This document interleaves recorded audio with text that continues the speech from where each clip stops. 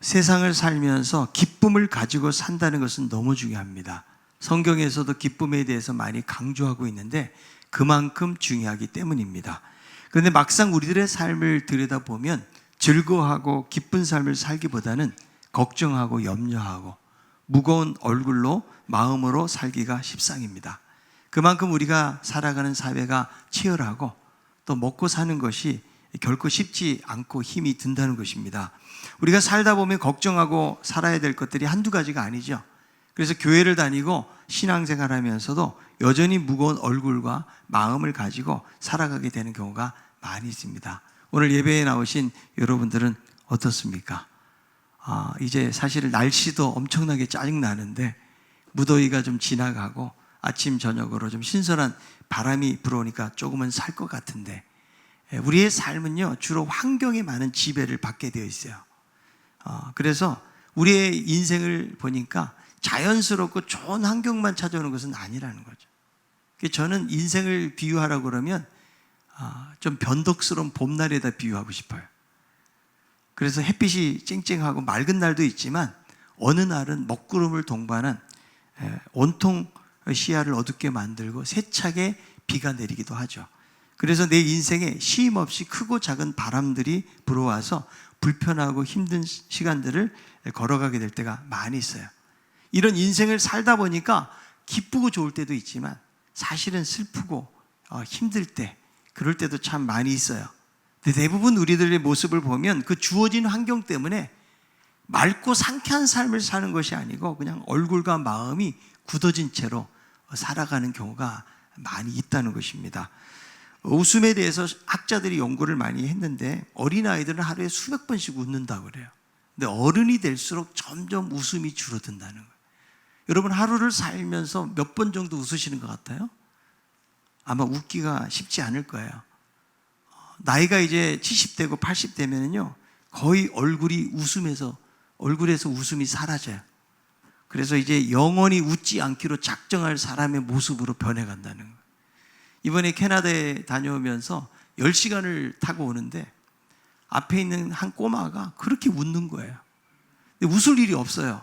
우리는 10시간 타느라고 짜증나 죽겠는데 힘들고 의자도 좁고 그래서, 그런데 손을 뒷좌석으로 내밀면서 저희들의 손을 한 번씩 부딪히면서 까르르 웃고 그러는 거예요. 야, 참 재미도 하나도 없는데 걔는 뭐가 이렇게 즐거운가. 그래서 주변에 있는 아이들을 보니까 우는 애가 없어요. 어린 아이들이 그냥 그 10시간 되는 그 시간에도 너무 단순하고 작은 일에 아이들이 웃고 즐기는 모습 보면서 야, 저게 어린 아이들이구나. 거기에 비해서 이 어른들, 우리가 어른이 되면 너무 세상의 걱정과 염려를 많이 겪어서인지 우리들 사이에 웃음이 사라진다는 거예요. 여러분, 사람이 죽으면요 무서운 생각이 드는 이유가 뭘까요? 표정이 굳어 있어요. 시체가 웃는 거 보셨습니까? 그래서 우리가 여러분 살다 보면 나이가 들수록 웃음이 사라져가요. 이 웃음에 필요한 근육들도 점점 사용하지 않으니까 사진 찍을 때 저는 웃으라고 그래도 못 웃어요. 웃어도 상당히 어색하다는 거죠. 왜냐하면 우리가 평상시 그런 웃음에 대한 근육들을 사용하지 않기 때문에 그렇다는 거예요. 여러분, 그러다 보니까 표정이 그냥 무표정해지고 굳은 얼굴의 모습이 된다는 거예요. 사람은 나이가 40이 되면 자기 얼굴에 책임진다고 그랬는데 우리의 얼굴의 모습은 어떤가? 뭐 인생의 많은 그 어떤 풍파들을 겪다 보니까 그 얼굴 속에 막 시련과 고난의 모습이 우리에게 있을 수 있지만, 그러나 그리스도인들이 삶을 살아가는 데 있어서 성경은요 우울하게 살지 말라고 그래요. 항상 기뻐하라. 아멘.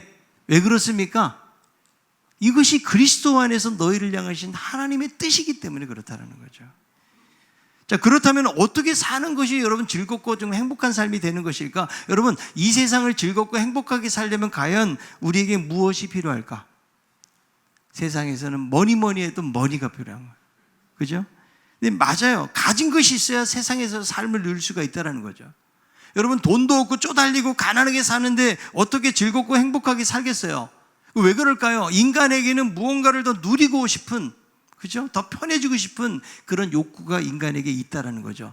고난당하면서 시련당하면서 우울하게 살고 싶은 사람은 한 사람도 없을 거예요.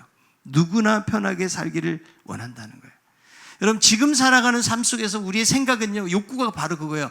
야, 내가 어떻게 하면 지금보다 좀 더 편하게 살 수 있을까? 집에서 TV를 보다 보면요, 딱딱한 의자에 앉아서 보는 사람 없잖아요. 아주 푹신푹신한 소파에 앉아서 보거나, 저도 TV를 보다 보면 어느덧 제 몸이 기울어져 있어요. 좀 더 편한 자세로 편하게 본다는 거죠. 여러분, 우리가 코로나 맞이하면서 온라인 예배도 처음에는 얼마나 우리가 막 정자세로 예배 드리려고 아마 여러분들이 노력했을 것이 눈에 선해요. 그런데 시간이 지나가다 보니까 한 번 사람은 편한 것을 경험하잖아요. 절대로 불편함을 감수하려고 하지 않는다는 거예요. 이게 심리학에서 쾌락 적응이라고 그래요. 쾌락이 적응돼버리면 더 편한 것을 원하기 때문에.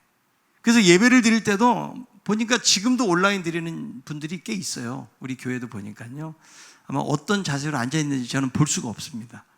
그러나 처음보다는 우리의 자세가 아주 편안한 자세가 되고 편안한 복장이 되고 어쩌면 예배에 집중하는 그 마음들이나 힘들을 잃어버리게 되는 경우가 많이 있다는 거예요. 왜 그러냐면 인간은 자꾸 편해지기를 원하기 때문에.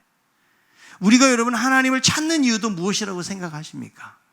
요한복음 6장 26절에 이렇게 말씀하는데요.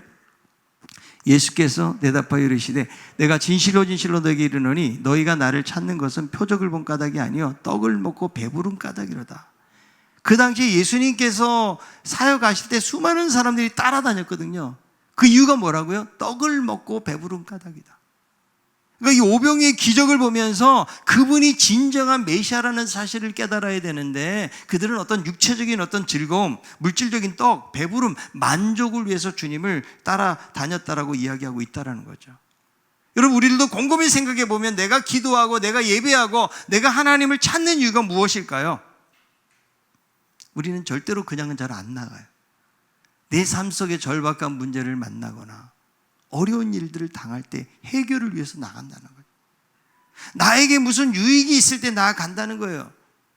근데 여러분, 진정한 하나님과 우리와의 관계는 어떤 관계가 되어야 되느냐? 필요에 의해서 나아가는 관계가 되어지면 그것은 좋은 관계가 되기는 어렵다는 거죠. 여러분, 평상시 연락도 안 하던 사람이 어느 날 연락이 돈 좀 꿔달라고. 나의 필요를 여러분 요구하는 사람이 있다고 그러면 좋은 관계가 되기는 어렵다라는 거예요. 여러분, 하나님과의 관계도 마찬가지라는 거예요. 근데 여러분, 우리가 하나님 앞에서 우리의 속이 흔히 들여다 보이는 거죠. 아이들이 이제 학교 들어가야 되면 새벽기도 안 하다가도 그때는 새벽기도 합니다. 또 좋은 직장에 취직하게 해달라고. 내가 건강에 어떤 문제가 생길 때 우리는 하나님께 간구하고, 그리고 여러분 어때요? 해결돼야 될 문제들을 만나면은 자신의 욕구를 채우기 위해서 하나님 앞에 나아간다는 거예요. 저는 이것 자체가 잘못됐다고 말하는 것이 아니에요. 우리의 연약함이 있기 때문에, 그리고 하나님이 우리의 필요를 채우신다고 말씀했기 때문에 우리 그렇게 나아갈 수 있다는 거죠. 그런데 우리가 주님 믿을 때 내가 원하는 욕구대로 움직이지 않아도 우리는 주님의 말씀에 순종하고 그분을 따라갈 수 있는가 하는 것입니다. 예수님이 오병이어 사건을 일으켜 수많은 사람들이 따랐잖아요. 예수님의 팬들이 막 소리를 지르면서 왜 그랬을까요? 떡에 대한 관심 때문에. 그런데 요한복음 6장에 보니까 예수님이 나는 하늘에서 내려온 산떡이다, 너희들이 나를 먹어야 영원히 살겠다는 말씀을 하시니까 사람들이 떠나가기 시작합니다. 요한복음 6장 66절. 그때부터 그의 제자 중에서 많은 사람이 떠나가고 다시 그와 함께 다니지 아니하더라. 예수님의 제자로 자처했던 사람들이 다 떠나갔어요. 왜 그럴까요? 예수님이 계속해서 떡을 만들어내고 그들의 어떤 현실적인 욕구를 만족시켰다면 그들은 계속 따라왔을 거예요. 그런데 예수님을 따르다 보니까 자꾸 영적인 말씀, 난해한 말씀을 하시다 보니까 결국은 견디지 못하고 떠나가는 모습을 볼 수가 있거든요. 여러분, 예수님의 제자도 마찬가지예요. 예수님의 제자들은 예수님의 부름 앞에 자기의 모든 것을 버리고 따랐던 사람들이에요. 마태복음 4장 20절. 그들이 곧 그물을 버려두고 예수를 따르니라. 어부들이 그물을 버려두고 배를 버려두고 주님을 따라왔던 대단한 사람들이에요. 그런데 주님을 따르면서도 그들 안에는 또 다른 속마음이 있었거든요. 이거를 예수님께 요구합니다. 마가복음 10장 35절. 세베대의 아들 야고보와 요한이 주께 나와 여짜오되 선생님이여 무엇이든지 우리가 구하는 바를 우리에게 하여 주시기를 원하옵나이다. 하나님, 선생님, 무엇이든지 원하는 바를 좀 들어주세요. 그래서 예수님이 왕이 되시면 나를 우편에 나를 좌편에 앉게 해달라고 이런 노골적인 요구를 하는 모습을 볼 수가 있거든요. 그런데 예수님이 로마 군병들에게 힘없이 잡혀가는 모습을 보면서 이들은 도망가요. 왜 그럴까요? 자신들이 원했던 메시아가 아니었기 때문에. 여러분, 주님을 찾는 동기가 다른 거죠. 우리들도 예수 믿다가 만약에 포기하고 다른 길로 간다면 내가 가지고 있는 동기, 그 욕구가 만족이 안 되니까 그런 거예요. 예수 믿으면 건강해지고, 예수 믿으면 또 사업도 잘 되고, 예수 믿으면 좋은 일이 많이 생긴다는데, 그런데 나의 삶 속에 그렇지 못한 일들이 다가오게 될 때에 나의 욕구와 부딪히면서 이것이 해결되지 않으니까 사람들은 교회를 떠나게 되어진다는 거예요. 여러분, 우리들도 내가 왜 주님 앞에 나아가는지 동기를 살펴봐야 돼요. 내가 왜 기도하는지, 내가 왜 예배하는지, 내가 왜 나에게 하나님이 필요한지. 여러분, 우리가 필요에 따라 움직인다는 것은 무엇을 보면 알 수 있을까요?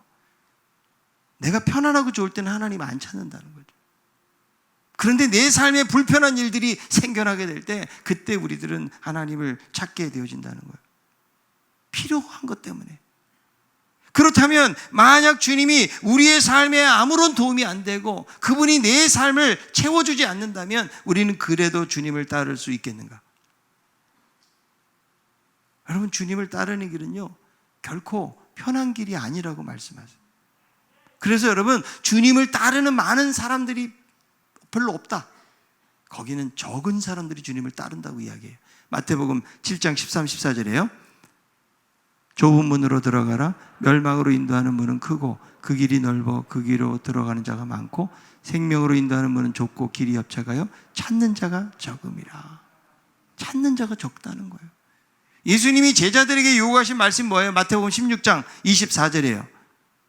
이에 예수께서 제자들에게 이르시되 아무든지 나를 따라오려거든 자기를 부인하고 자기 십자가를 지고 나를 쫓을 것이니라.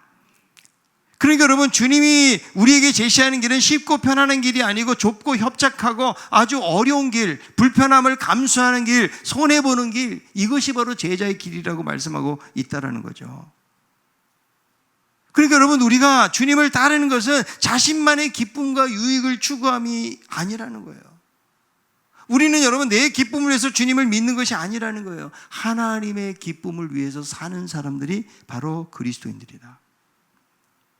여러분, 하나님의 기쁨을 위해 산다는 것은 과연 무엇일까요? 하나님 기뻐하셔야 되니까 우리가 여러분 어디 수도원에 들어가서 수도사처럼 사는 거, 이거 하나님 과연 기뻐하실까요? 하루 종일 예배드리고 여러분, 미국의 제세례파 아미시 공동체 있잖아요. 18세기, 19세기의 생활을 그대로 하는 거예요. 여름에도 여러분 더워도 긴팔, 검은 옷을 입고요, 치마를 입어야 되고 전기도 들어가지 않고 아주 불편하게 살아요. 왜 그럴까요? 자신들의 신앙을 유지하기 위해서는. 그런데 주님이 원하신 건 무엇일까요? 세상 속으로 들어가라는 거예요. 그래서 세상에서 빛과 소금의 역할을 하고 세상에 있지만 세상에 속하지 않은 거룩한 사람으로 살 것을 말씀해 주고 있다는 거죠. 그래서 여러분, 우리들은 우리의 삶에 도움이 되고 유익이 돼서 그분을 찾는 것이 아니고 우리가 그분 자체를 기뻐하고 즐거워하는 거예요. 아멘? 여러분, 즐거워하는 것이, 이 기쁨이 세상적 기쁨을 말하는 것이 아니에요. 성경에서 말하는 기쁨을 가지고 살아라. 여러분, 그리스도인들의 진정한 기쁨이 무엇일까요? 세상적 쾌락을 추구하는 것이 아니라고요. 여러분, 우리가 예수 믿고 신앙생활 하는 거 인간적으로 생각해보면 힘이 든다니까요. 아니, 이렇게 날씨도 좋은데 여러분 오늘 왜 오셨어요? 밖에 어디 놀러도 자유롭게 가야 되는데, 일단 그리스도인들은 주일이 되면 어디 가는데 벌써 여러 가지 문제가 생겨요. 또 힘들고 어려워도 헌금해야 되고 사역해야 되고, 또 교회에서도 여러분 일하다 보면 때로는 막 상처도 받아요. 아니, 내가 아무것도 나한테 지금 주어지는 것도 없는데 내가 이 일을 왜 해야 되나, 이런 회의감에 빠질 때도 있다는 거죠. 여러분, 바깥에 나가서 전도해 보세요. 얼마나 냉랭하고 사람들의 차가운 시선과 거절감, 심지어는 욕을 먹기도 하죠. 그런데도 이렇게 수고하고 헌신하고 사역을 하는 이유가 뭘까요? 하나님이 기뻐하시기 때문에. 우리들은 자신의 기쁨을 찾는 사람들이 아니고 하나님이 기뻐하시는 일들을 해야 되는 거예요. 여러분, 우리가 하나님 기뻐하잖아요. 하나님이 우리를 기쁘시게 한다고 말씀해요. 시편 37편 4절에요. 또 여호와를 기뻐하라. 그가 내 마음의 소원을 내게 이루어 주시리로다. 내가 하나님을 기뻐하잖아요. 그러면 하나님이 내가 하나님 앞에 소원을 구하지 않아도 하나님이 우리의 소원을 들어오신다고 말씀해주고 있다라는 거예요. 우리가 하나님을 기뻐하고 하나님을 찾잖아요. 그러면 하나님이 우리의 삶을 책임져 주신다. 그게 여러분 마태복음 6장 33절에 읽어봅니다. 그런즉 너희는 먼저 그의 나라와 그의 의를 구하라. 그리하면 이 모든 것을 너에게 더하시리라. 우리가 구할 것이 있다라는 거예요. 이거는 여러분 세상 나라가 아니라는 거예요. 세상에 어떤 유익을 구하는 것이 아니라는 거예요. 하나님의 나라와 의를 구하는 이런 삶의 우선순위가 있을 때에 하나님이 나머지 것들을 책임져 주신다고 말씀해 주고 있다는 거죠. 여러분, 삶에서 내가 우선순위를 갖는 것은요, 내가 무엇을 중요하게 생각하느냐에 따라서 달라지는 거예요. 여러분, 돈이 내 인생의 최고의 목적이 되고 최고의 가치가 되잖아요. 그러면 이 사람은 새벽부터 일어나서 밤늦게 일하는 것도 피곤하지 않아요. 왜? 돈 때문에. 건강에 최고의 가치를 두는 사람? 여러분, 운동하는 게 얼마나 힘든 일인지 몰라요. 날마다 규칙적으로 한다는 것이. 그런데 여러분, 건강이 최고의 가치를 갖는 사람은 건강식품 수십만 원짜리도 쉽게 사요. 왜? 건강 유지하기 위해서. 여러분, 하나님에 대해서 최고의 가치를 갖는 사람은 하나님의 나라와 의를 위해서 살고 자신의 삶을 드리는 거예요. 여러분, 웩 선교회를 창설한 찰스 스터디 선교사, 이분은 케임브리지 대 크리켓 선수예요. 영국에서 가장 뛰어난 크리켓 선수로 촉망받는 사람이었어요. 그리고 10대들의 그 당시 우상이었고, 그리고 이 사람은 재벌가의 아들이었어요. 근데 형 조지가 죽음을 오가는 그때에 인생의 무상함을 느꼈고, 무디의 설교를 들으면서 그의 인생을 하나님 앞에 바치기로 그는 결정합니다. 그래서 평생 복음을 위해 살기로 결단하는데 1885년 20대 초반에 중국에서 10년, 인도에서 6년, 그리고 다시 아프리카에서 18년 동안의 선교사로 헌신하게 돼요. 그래서 이 콩고강 지역에, 중앙아프리카죠, 식인종을 대상으로 해가지고 어느 식인종의 집에 우리에게는 선교사가 필요합니다라는 말에 이 사람이 도전을 받아요. 그의 나이가 50세가 넘었어요. 건강이 악화되었어요. 아내도 반대를 합니다. 물질의 후원도 끊겼어요. 그런데도 그는 거기서 사역하면서 위대한 하얀 추장이라고 사람들에게 불려지게 되는데, 이분이 이런 말을 했어요. 만일 예수 그리스도가 하나님이시고 나를 위해서 죽으셨다면 내가 그분을 위해 하는 어떤 희생도 클 수가 없다. 그래서 1931년 71세로 콩고에서 그의 생애를 마감하게 되어지는데, 그가 마지막에 이렇게 말합니다. 내가 이제 세상 떠날 날이 가까이 온 것 같다. 이제 돌아보니 즐거웠던 일 몇 가지가 생각이 나는데, 하나님이 내게 중국 가라고 말씀하셨을 때 우리의 가족은 다 반대했었다. 그럼에도 하나님의 명령이었기 때문에 결단하고 중국으로 건너간 것, 지금 생각하면 얼마나 기분 좋은 일이고 즐거운 추억인지 모르겠다. 그리고 그때 하나님 내게 명령하신 것이 있다. 부자 청년에게 주님이 말씀하신 그대로 내가 가진 것을 가난한 자에게 나눠주라. 여기에 이 사람이 도전을 받고 유산을 선교를 위해서 가난한 사람에서 다 쓴 거예요. 그러면서 그것을 즐거운 추억이고 감사한 일이라고 그는 말을 남기는 거죠. 여러분, 이 사람의 기쁨은요, 하나님의 기뻐하시는 일을 따라서 한 거예요. 여러분, 최고의 운동선수고 돈도 많은 사람이 아프리카 가서 그렇게 수십 년 동안 그렇게 선교사로 사역한다는 거 쉬운 일이 아니잖아요. 저도 우리 딸이 단기 선교로 1년 간다고 그러니까 처음에는 그래 잘 갔다 와라 그랬는데, 이제 한 일주일 남으니까 괜히 마음이 울컥해요. 야, 얘가 그 아프리카 가서 잘 견딜 수 있을까? 물론 선교사님들처럼 그렇게 사역에 가장 맨 앞에 서서 하는 건 아니죠. 거기 가서 선교사님들 돕고 배우고 후원하는 그런 일들을 하겠죠. 그런데 1년 보내는 것도 좀 마음이 좀 뭉클하고 좀 그런데요. 이렇게 자기 자신을 하나님의 나라를 위해서 헌신한 이분들을 보면 얼마나 귀한지. 여러분, 우리가 후원하는 우리 선교사님들 자신의 생애를 그 정말 척박한 땅에서 복음을 위해서 헌신하는 그런 모습들, 왜 그럴까요? 예수 그리스도의 그 십자가의 은혜 때문에 그런 거예요. 그래서 우리들도 여러분, 우리의 가치가 예수 그리스도가 되고 하나님의 기쁨이 우리의 기쁨이 될 때에 우리는 헌신하는 삶을 살아갈 수가 있다라는 거예요. 아멘. 여러분, 우리가 다 선교사가 되어야 될 것은 아니지만, 그러나 여러분, 성경을 보면 우리 한 사람 한 사람이 다 선교사예요. 그렇게 믿습니까? 자, 옆에 있는 분에게 당신은 이 지역의 선교사입니다.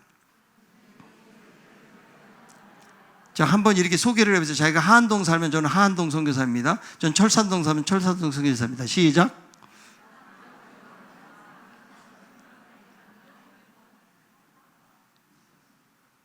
여러분, 우리가 이 지역에서 선교사가 되는 거예요. 여러분, 이런 자세가 바로 그의 나라와 그의 의를 구하는 거예요.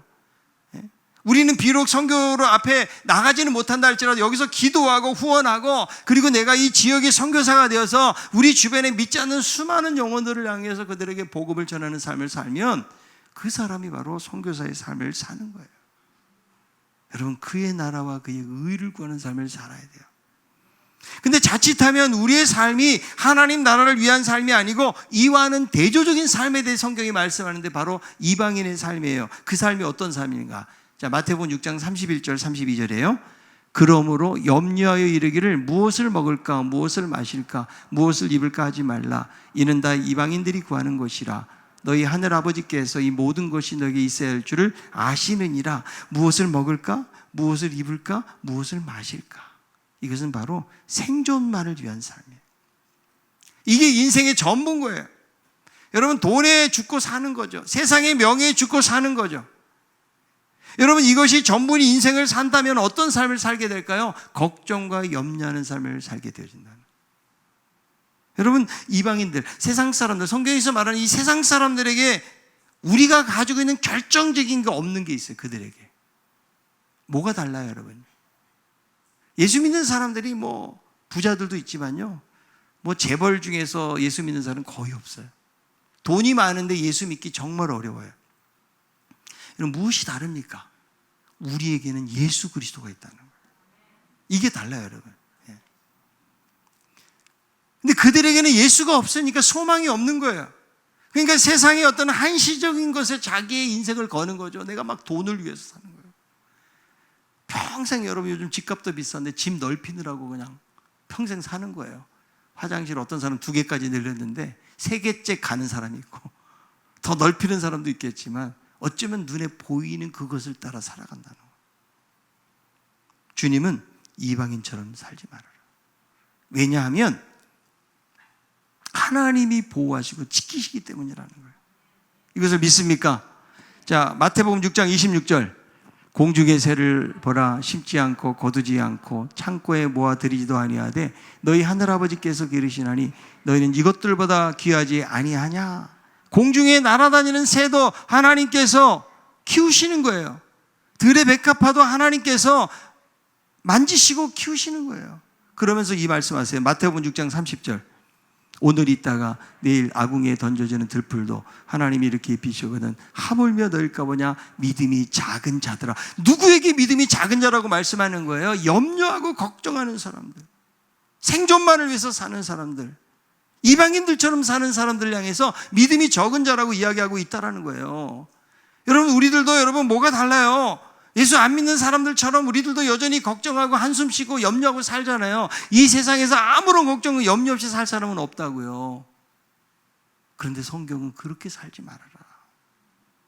내일 아궁이에 던져지는 들풀도 하나님이 입히시는데 하물며 너일까 보냐. 너희들은 정말 귀한 존재라고 주님은 말씀해 주고 있기 때문에 우리가 이 믿음 가지고 우리들도 염려를 맡기고 살아가야 된다는 거예요. 여러분, 이 염려라는 말은요, 분열되다라는 말에서 파생이 되어서 마음이 여러 갈피로 갈라지는 거죠.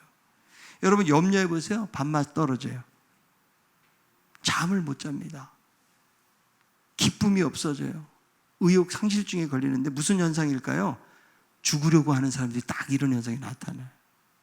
여러분, 염려는 사람을 죽게 만들어요. 여러분, 염려하는 순간 우리 안에 안 좋은 호르몬들이 나와요. 우리의 몸에 치명적인 역할을 하는 거예요. 그래서 여러분, 빨리 가시고 싶은 분들은 염려를 많이 하세요. 그러나 좀 더 주님 안에서 평안하게 살기를 원하지, 마음이 여러분 평안해야 몸도 평안해지는 건데, 마음의 스트레스와 염려와 걱정과 근심 가지고 살면 여러분, 그것 때문에 우리 육체도 망가지게 되기 때문에, 여러분, 염려는 사람을 죽게 만들어요. 강도가 들면 어쩌나는 두려움 때문에 몇 년째 잠을 편히 자지 못하는 여성이 있어요. 조그만 소리가 들려도 한밤중에 곤히 재는 남편을 막 깨우는 거예요. 뭐 일어나봐, 지금 강도가 온 것 같다고.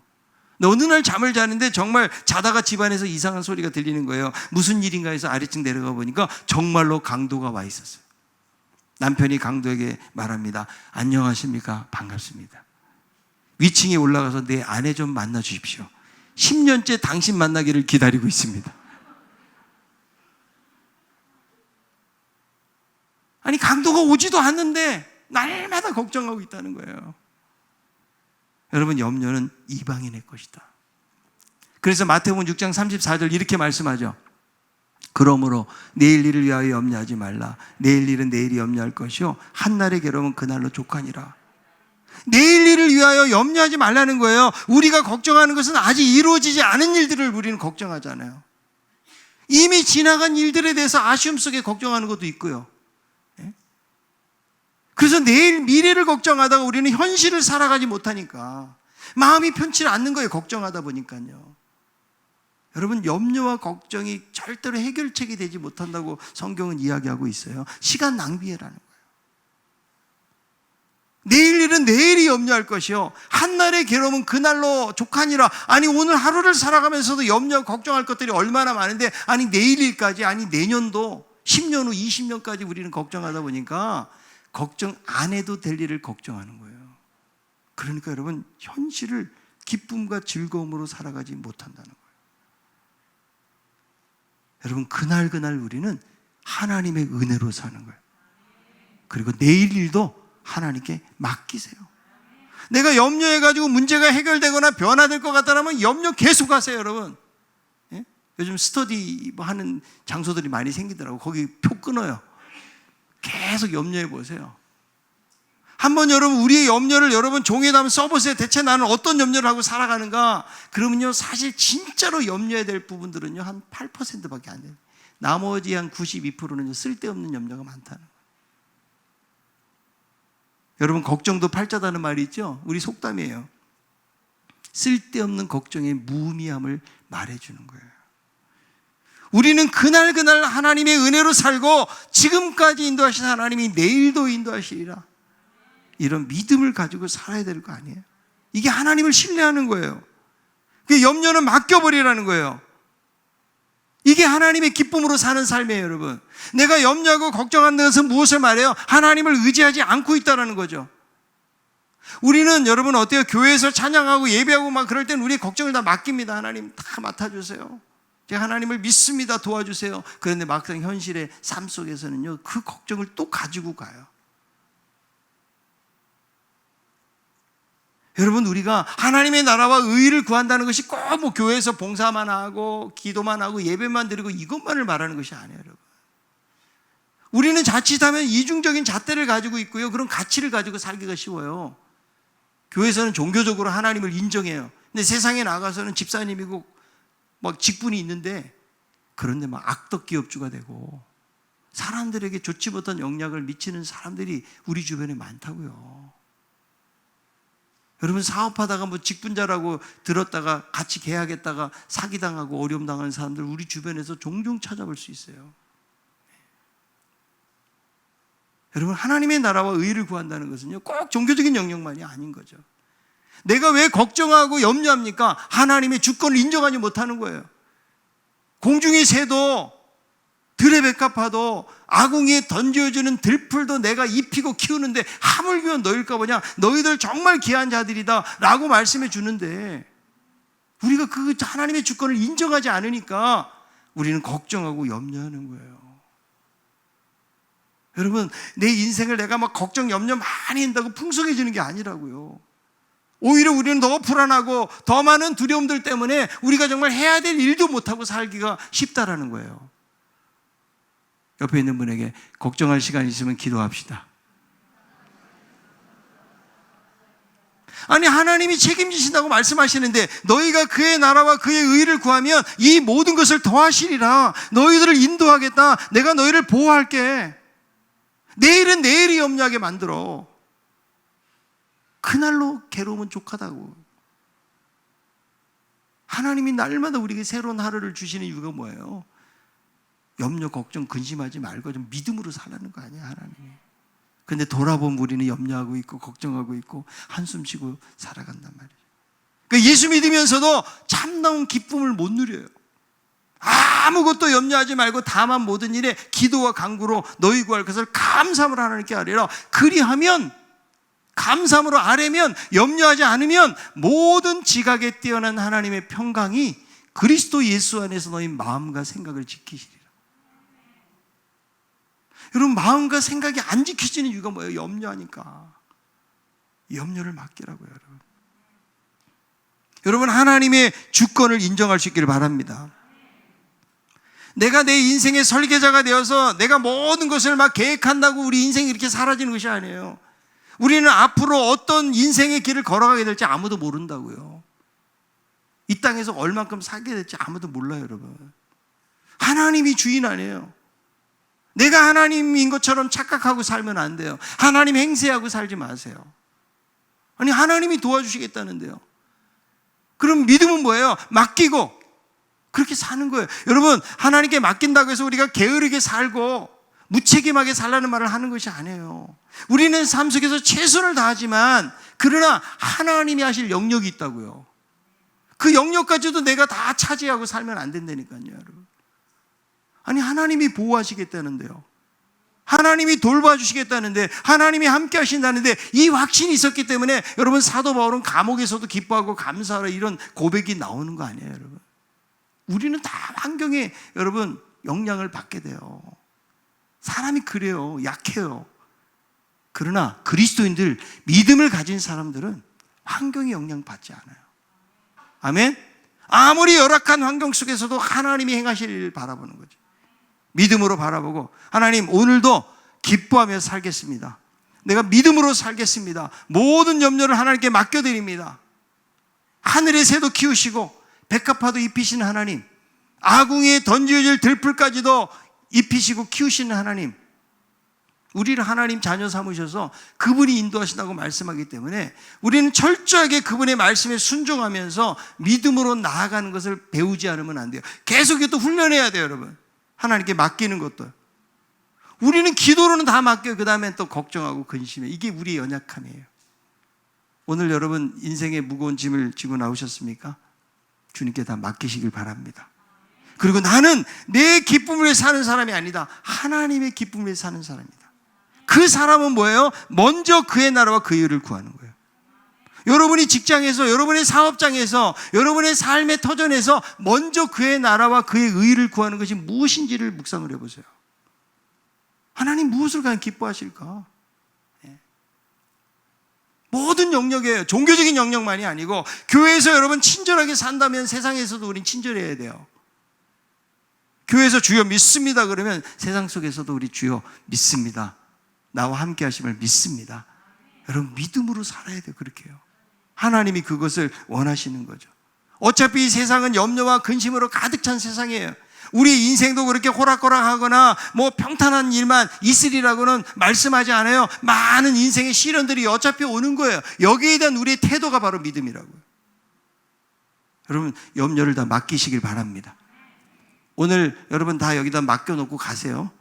하나님께 또 나갈 때 가져가면서 한숨 쉬면서 나가지 마시고 오늘 다 맡겨놓고 주여 이제는 나의 가치가 하나님의 나라와 의를 구하는 삶이 되길 원합니다. 이게 여러분 그리스도인 아니에요. 교회를 오래 다녔는데 여전히 세상적 가치를 가지고 살면 그냥 명목상의 크리스찬일 뿐이에요. 여러분 우리 속이 예수 믿는 사람이 돼야 돼요. 내가 어떤 자리에 있든지 간에 하나님의 의, 하나님의 나라를 구하는 삶을 사는 거예요. 내 자신의 유익을 위해서 여러분 그것 때문에 뭐 열심을 낼 수는 있어요. 그러나 나에게 주어지는 유익이 없다고 할지라도 우리가 그 나라와 그의 의를 구하는 거예요. 우리가 선교사님에서 기도하는 이유가 뭐예요? 그분하고 나하고 아무 상관이 없다고요. 그러나 그게 하나님의 나라와 의를 구하는 삶을 사는 거예요. 연약하고 힘든 형제들을 돌보는 삶, 그 하나님 나라와 의를 구하는 거 아니에요, 여러분? 주님의 몸된 교회를 위해서 충성하고 헌신하는 삶, 하나님의 나라와 의를 구하는 거예요. 여러분 그것을 묵상하고 걱정과 염려가 몰려올 때마다 오늘 말씀을 기억하세요. 내일 일은 내일이 없냐. 주님 오늘 모든 건 맡기고 잡니다. 하나님께서 내일 하루 또 잘 살아갈 수 있는 힘과 능력과 은혜를 주실 줄로 믿습니다. 이렇게 믿음으로 맡기고 나아갈 때에 아무리 열악한 환경을 만나도 우리의 삶 속에 하나님의 기쁨이 넘치게 될 줄로 믿습니다. 이런 믿음 가지고 살아갈 수 있는 우리 모두가 다 될 수 있기를 바랍니다. 먼저 그의 나라와 그의 의를 구함으로 말미암아 이 모든 것 더하시는 하나님의 은혜를 날마다 경험하고 살아가는 우리 모두가 다 될 수 있기를 바랍니다.